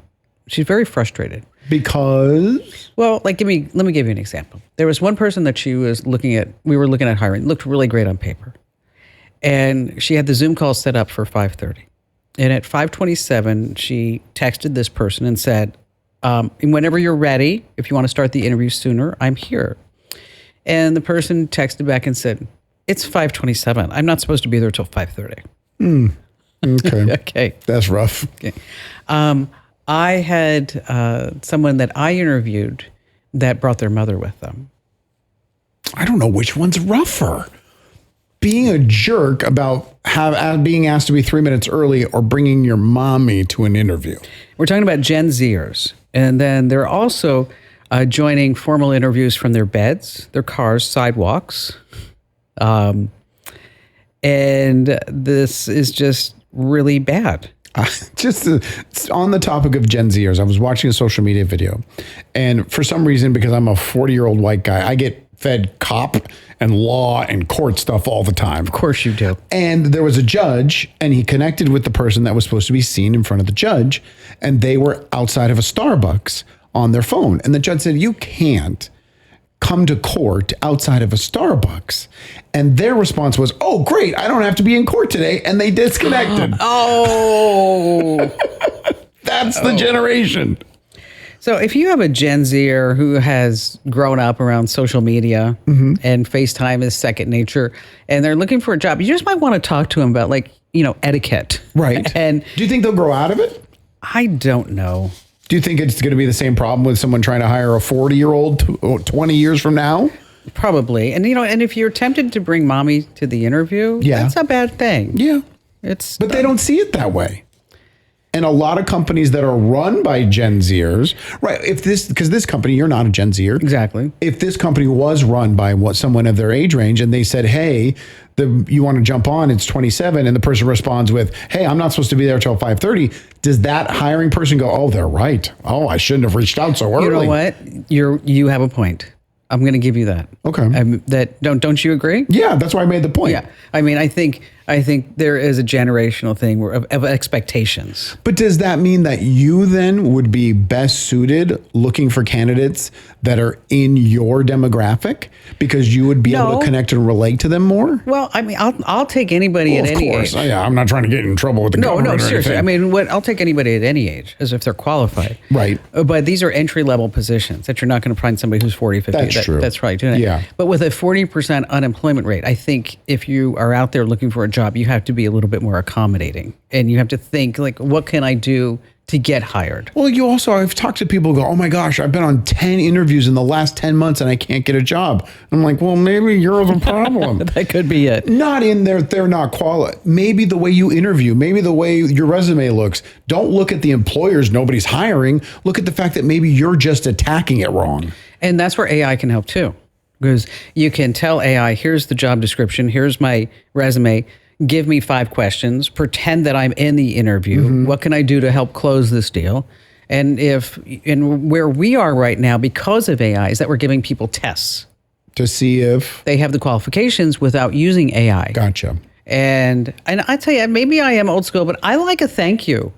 I mean, if I'm going to spend 45 minutes with you, interviewing you, I like to get an email back saying, because my time's valuable. Is that a deal breaker?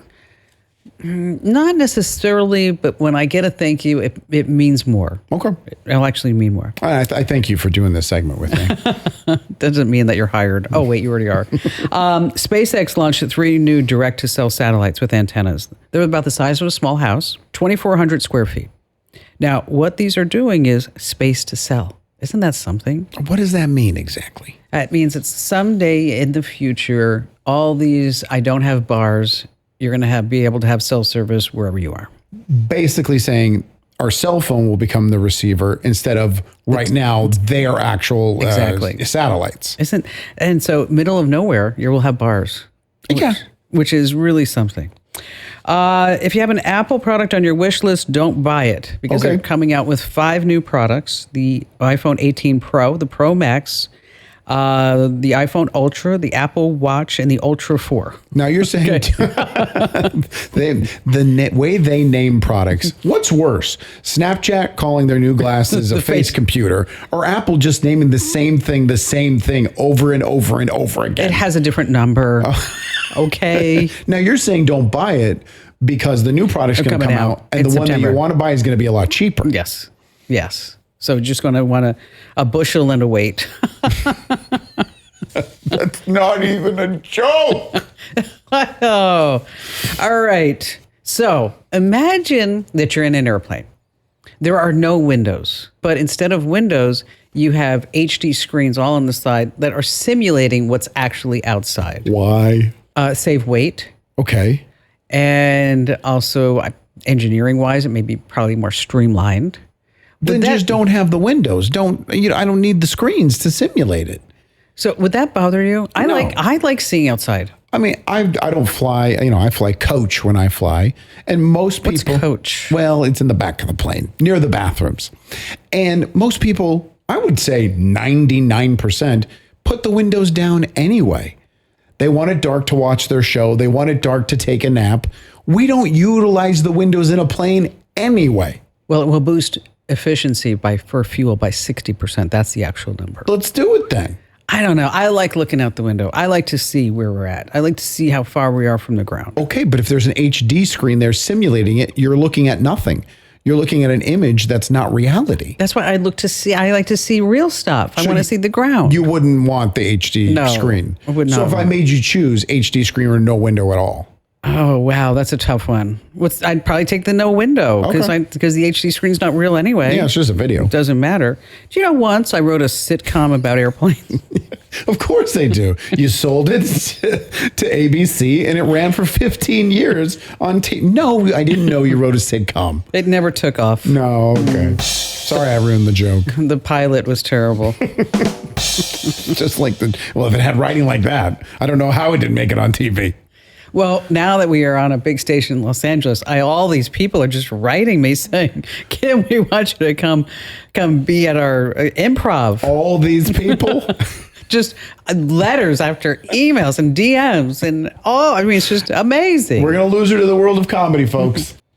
Hey, if you're burned out on American dating apps, there's a TikTok trend that's happening right now. You change your location to be someplace else, like Paris. Mm-hmm. And Sarah in Charlotte, North Carolina, that's exactly what you did. And it turned out to be pretty well for you, right? Hi, Kim. Yes, I'm a huge fan of yours. Thank you for all that you do and your chock-full emails. Yeah, it actually ended up in a place that I never thought it would. I kind of approached it like the journalist and AI communication scholarship professor that I am. It was a project at first. It wasn't even really like a love project. So you changed your location to Paris, right? That's right. Yeah, I had to Google how to do that on a dating app because I'm 41 and didn't know how to do that. That's cute. Okay. And then once you did this, you started seeing guys in Paris.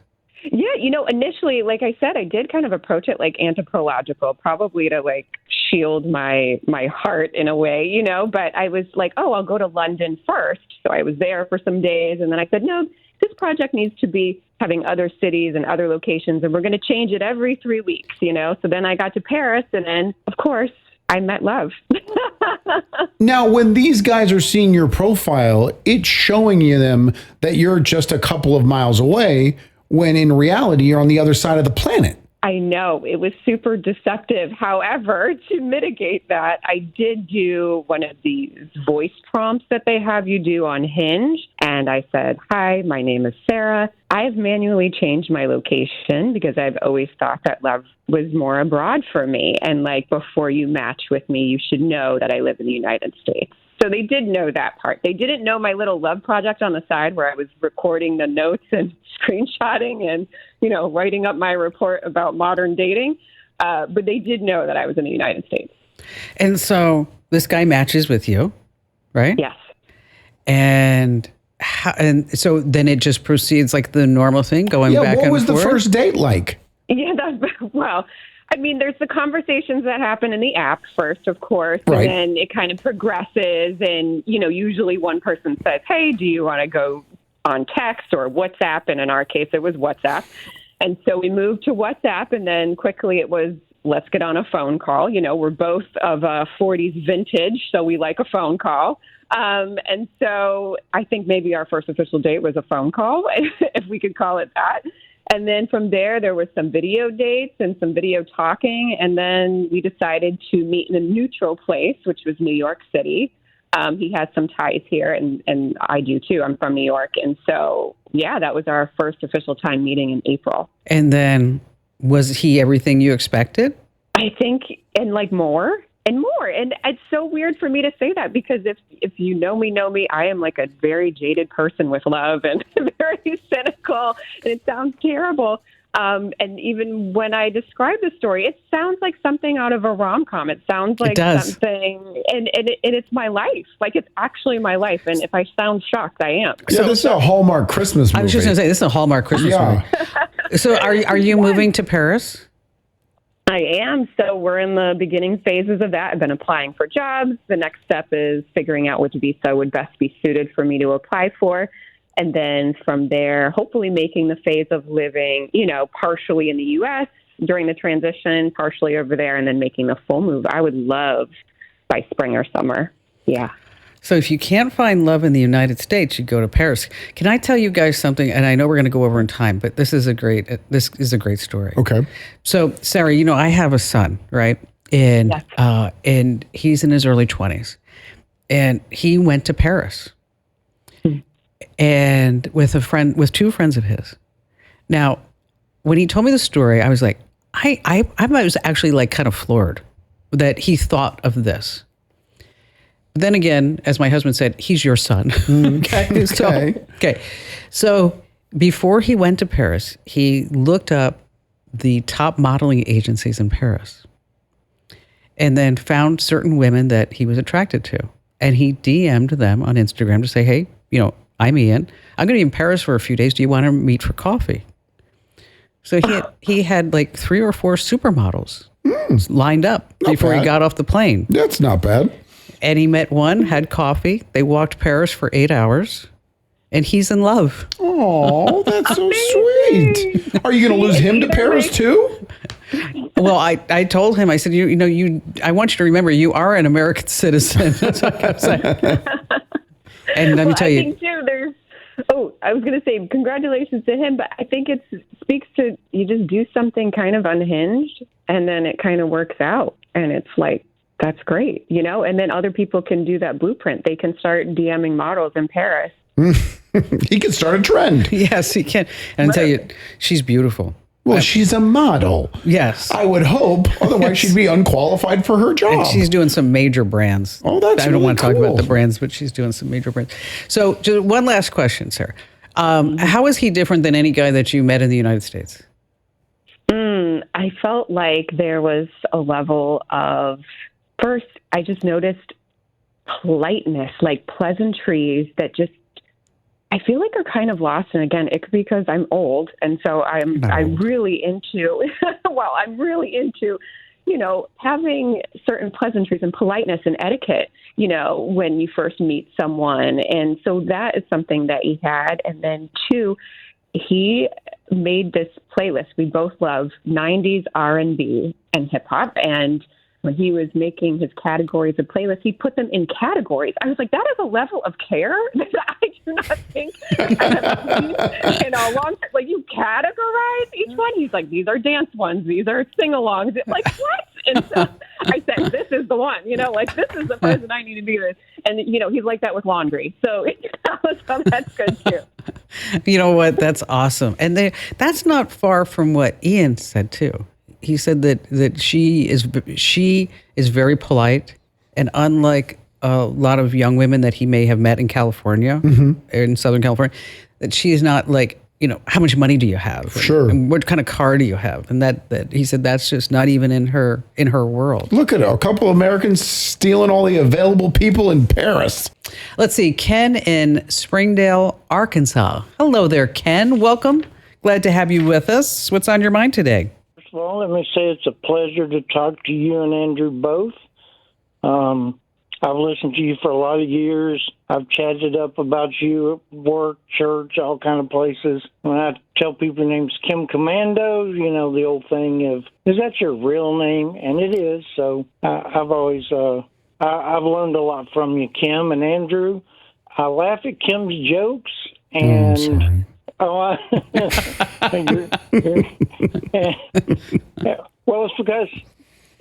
it's because I have this kind of wacky sense of humor, but Andrew interjects some things that are funny too from time to time, and I like that, guys. Let me just say this: Andrew recently got on to Kim for laughing at her own jokes. Red Skelton laughed at his own jokes, and look at the kind of comedian he was. All right, fine. You're as good as Red Skelton. Let's make sure we have that note taken. Hey, he made a lot of money at his joke. That's true. Okay. Oh, he did a lot of that. He'd get his audience to relax and laugh, and it was a lot of fun. Sure. Well, thanks for all of that, Ken. So, what's on your mind? Okay, so I kind of recently retired my job, but I went back part time. One of the reasons I retired is because I wanted to go on a mission trip with my church to Alaska, and we went to one of our missionaries in Juneau. Then we went on to Admiralty Island to work with a native group there. And I am a ventriloquist, so I used my ventriloquial talents there. Wait, whoa. You're a ventriloquist? I am. So do you have like one of those little dolls that you take with? I have multiple figures. I do have a professional ventriloquist doll named Hank. I don't use him as much as I used to. Unfortunately, the entertainment world has made those dolls creepy, and I think it's a shame. Does Hank have Ken? Does Hank have a voice? Hank has a voice. Can we hear it? Well, I think he's hiding. No, I can do Hank. Hey, Andrew. How are you, young man? I love it. I think I'm older than you are. Hi, Hank. Thanks for joining the show. I think we should talk to Hank. Of course you can. That Kim guy's so boring, I can't even stand it. Thanks, Hank. That's great. Thanks, Hank. So what can we help you with? Okay, so I thought about possibly just working from home, trying to find something maybe customer service related or AI related, or just something that not too intense, but I can help. But I had mentioned to the young lady that called me about possibility of even doing some online videos to teach people how to do ventriloquism. Yeah, see, now that would be fun for you. I think, because that's a great thing. How many people know how to be a ventriloquist? But imagine this scenario. He's doing customer service. The customer's upset with Ken. He's like, hold on, let me transfer you to my manager, Hank. How can I help you? Yeah, exactly. It could all work. But if you're looking for some part-time work, dataannotation.tech Okay. That's where you can make $20 to $25 an hour as a customer service rep. There's also flex jobs, and you might want to take a look at there too. I mean, there are different places. We've got a whole list of reputable job placement sites over at commando.com. The worst thing you can do is I want to make money in customer service. Yeah, don't Google search that. No, we don't want to do that. He whatever company he goes for, make sure they have multiple openings. Because Hank needs a job too. He sure does. It's hard out here, Kim. Oh gosh, could you imagine? I loved his Hank voice. Well, there's a place called OutSchool, and that's where you could actually design your own classes for whatever skill that you have. And he could teach ventriloquist. How do you say that? How would you say it? Being a ventriloquist? There we go. I got it. Say that again? No. Can you spell it? Nope. Not at all. All right. I don't know if you heard about this, but Gemini and ChatGPT, they can now work to find you a house. Okay. They're actually integrated with Zillow. Oh, cool. So you can say, give me 2 bedrooms under $2,500 a month, plain English, and then you can actually book a tour within just a few minutes. And so if you're sitting there looking for a house, or an apartment, whatever it may be, just know that you don't have to go to Zillow anymore. You can just use your chatbot. Exactly. Setup takes just a minute, and we have the walkthrough and the exact prompt over at commando.com. Let's see, still to come, we're going to talk about some texts that you may get from your kid's school that are just not legit here on the Kim Komando Show. When police searched the car of the man who assassinated a Minnesota lawmaker and her husband in their own home, they found a notebook. Inside, a handwritten list of 11 websites, not weapons sites. Data brokers, people search sites that sell your home address for just a couple of bucks. Type your name into one right now, and there you are. Your address, your phone, your family's names, a photo of your front door. Anyone can look you up in seconds, and you'll never know who did. That's why I use Incogni. It forces data brokers and people's search sites to delete you, then keeps checking because deleted data creeps back. Incogni has scrubbed me from over 400 sites, while I did exactly nothing. You lock your doors every night. So tonight, lock down your address. Go to privacykim.com for 60% off. That's privacykim.com, because the next time a stranger searches your name, let them find nothing. A scammer or worse can't find you if you don't exist. Get 60% off right now at privacykim.com. Let's see. Mary in Chicago, Illinois. Hi there, Mary. Hi, Kim. Thanks for having me. You betcha. So what's going on? I'm looking for advice. I have an adult son who has been involved in a romance scam for almost 2 years now. And, I've listened to your show and heard about the guys who call and recognize that they've been scammed and they get out of it. But I seem to have a son who is not interested in acknowledging that he is being scammed. How much has he lost so far? That I know of, probably about $250,000. What?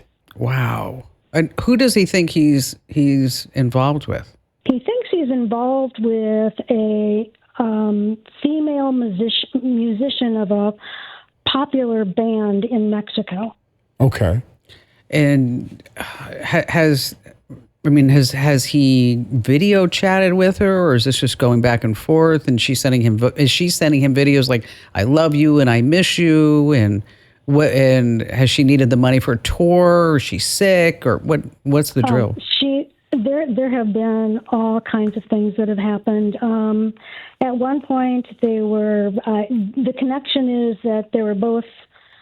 Well, he was. She feigns to be miserable with her life and what she's doing and just wants out of it.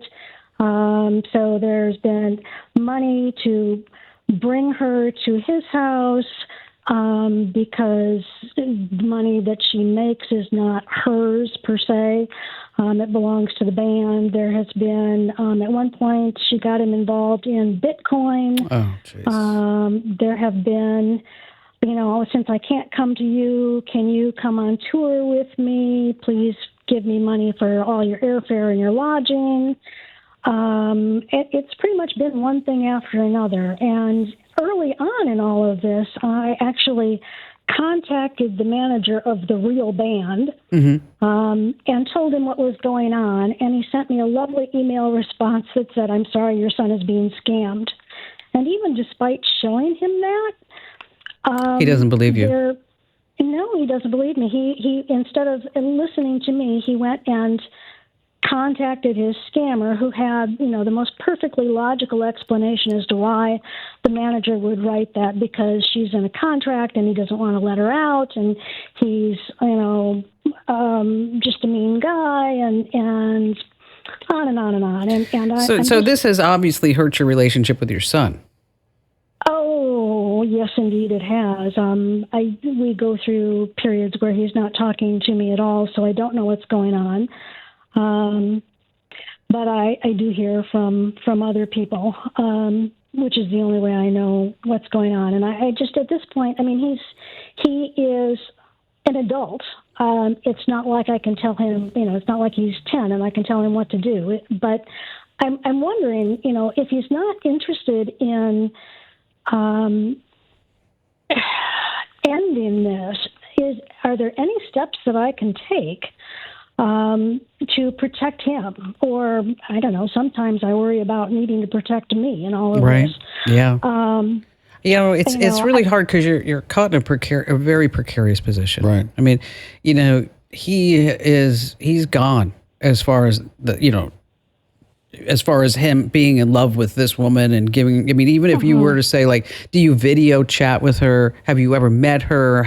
I'm sure you've done all this. And all he probably does is he gets angry because you're questioning whether or not this is legit, and he may be embarrassed to say that it's not, and maybe he truly believes, maybe he's delusional because he believes it, right? Yeah, it's hard to say. And so what you can do is, I don't know if you can get him to a therapist. I don't know what his mental state is, if he would believe that. AARP has a romance scam like helpline that maybe somebody there who's a bona fide counselor could talk to him about this and prove to him. If you want, I'll talk to him. I'll call him. I'm not going to call him on the show. I'll talk to him off the air. I'll happily give you his phone number. And if you think that'll help, I'm happy to do that. And just say, hey, this is who I am, and I see this a lot, and here are 5 red flags, and let's talk it out. Let's spend some time and tell me, show me what you have. Tell me what that makes you believe that she's going to leave the band that she's successful with in Mexico to come live with you here in the United States, or bring you on tour with her when she doesn't need you. Right? It's kind of harsh. But true. The real test is just have him say, okay, that's fine. You have this romance. Do me a favor, though. Let's try. Let's not give her any money. And see if she stays. A period of time. That's a good point. Because the minute the money stops, the romance is going to stop. And these are, these romance scammers, these are master manipulators. Absolutely. I don't know if you've ever seen, Mary, that they are living in scam compounds, and they have quotas, and they have to get a certain amount of money from Americans, or else they're going to be punished. They're going to have to do push-ups for 2 hours in the sun, or their families may be hurt. Mary, why don't you give the AARP hotline, romance hotline? We'll send you that phone number or call. See if there's anything that they can offer. And again, if you want me to talk directly to your son, I'm happy to do that.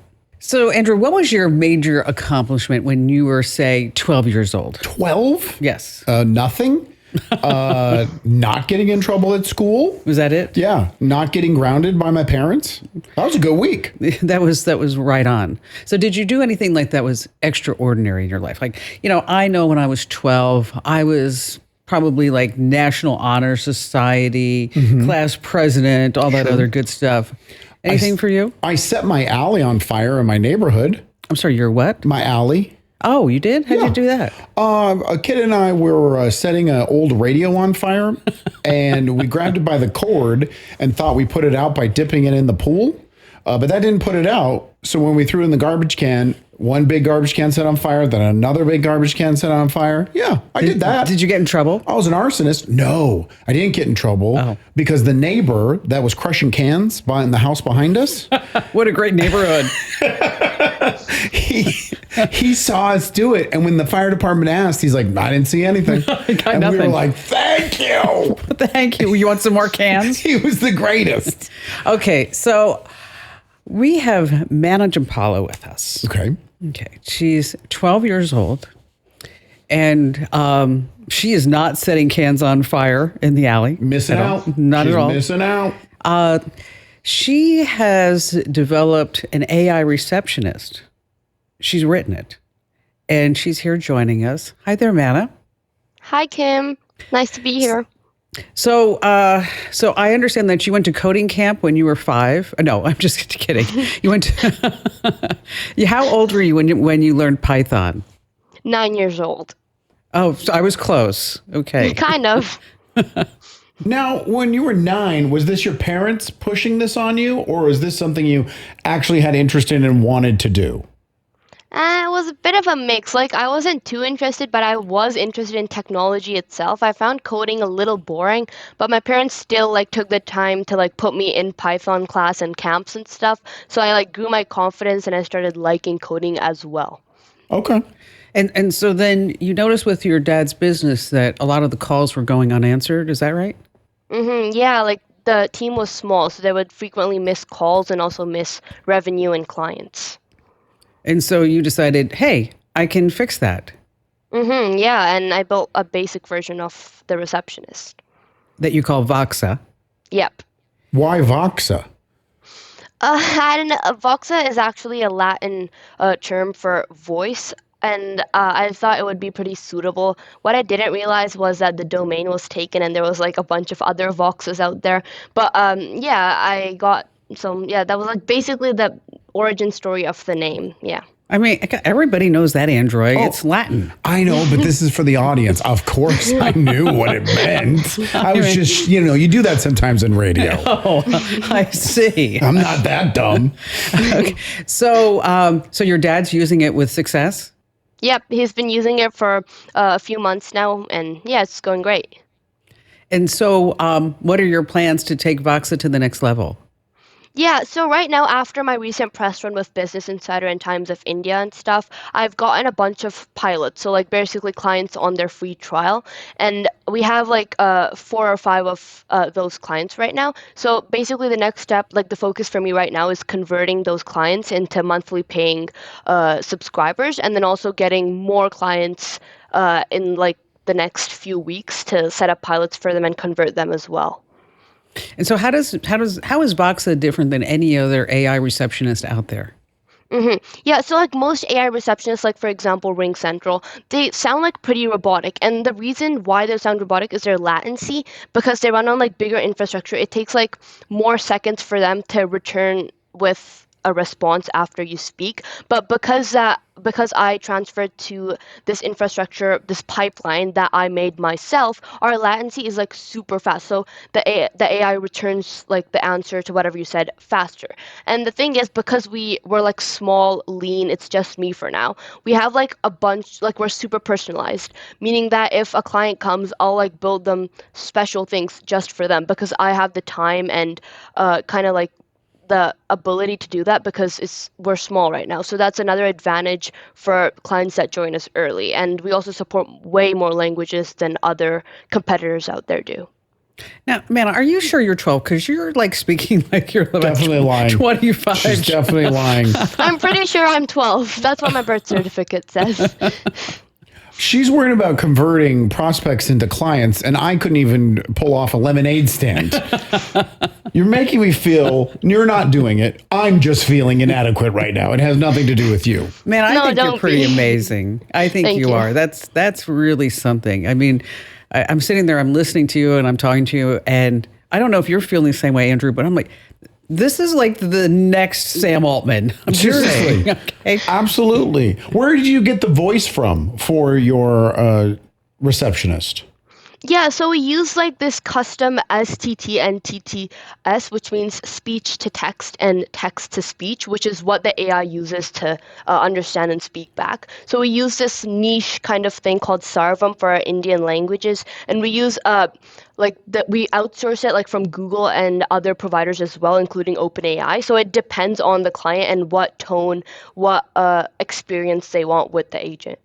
I knew I shouldn't ask that question because I wasn't going to understand the answer. I'm looking at your face and you're like going like, whoa, there were like way too many acronyms in there. This is like, sometimes you have to like speak basic, like we have text and then it goes into voice. Oh, I understand now. There we go. So, Manna, what do you say to people that want to just, what do you say to people that will tell you, just go outside and play? Yeah, I get like quite a few people like that. And the thing is, lots of people think I'm missing out on my childhood, but that's not true. So I just tell them maybe that would be like a good thing for some other 12-year-old to do, but not for me. That's like not fun and like just like not for me, you know? I like hanging out with friends, playing soccer. I do normal things. I'm not like a robot. But this business, AI, building stuff, that is a passion of mine, and I like doing that, and like that's kind of up to me. So yeah. Well, Manna, thanks for telling us all about Voxa and making us all feel like we haven't done anything with our lives. And if you have any other brilliant ideas, come to us before you go to, the media and stuff. Maybe we can be investors. Yeah, there's just, we have this platform that we can just launch you right into. I may not have the intelligence to understand what you're saying, but I have some money. I can help out. Not a lot of money. I don't know if you've seen his shoes here, but these are on clouds. Let me tell you something, man. My father told me this a long time ago when I was about your age, and when I started dating, he said, "You know what? You can always tell a man by his shoes." Really? Yeah. And what does it say? It says you're a schlub. Oh, all right. Pretty accurate then. Your dad was right. Hey, Manna, best of luck to you. Keep us posted, okay?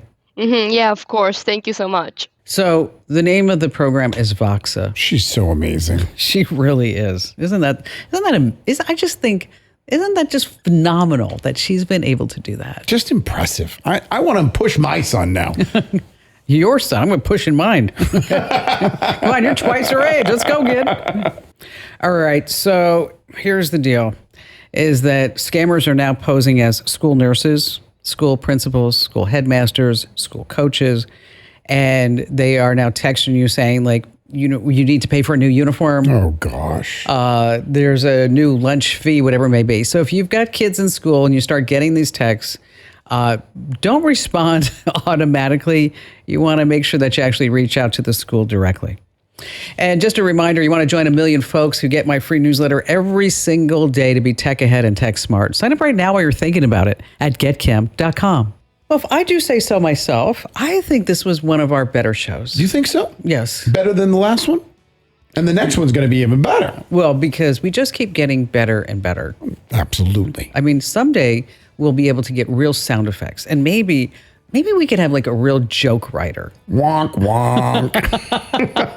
That was bad. It was almost as bad as the ventriloquist. You're not going to trust anybody else to write your jokes. Yeah, that's true. Because if they bomb, I won't be able to laugh at you. I got to laugh at some writer in the back. Well, if you're a professional joke writer, feel free to reach out. No, seriously, if you're watching the show on YouTube, a huge thank you for doing that.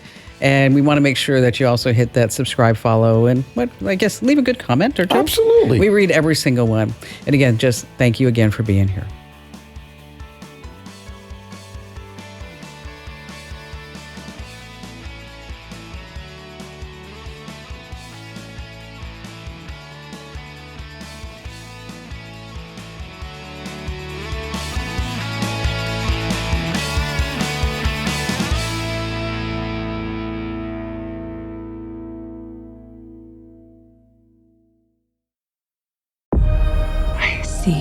Avatar: Fire and Ash is now streaming on Disney+. It's the film critics are calling the best Avatar yet. Go, go, go, go! A true epic and completely jaw-dropping. This is the only pure thing in this world. Return to Pandora on Disney+. It will be an adventure for the whole fam. And watch the Oscar-winning phenomenon at home. This is sick! Avatar: Fire and Ash, now streaming on Disney+. Rated PG-13.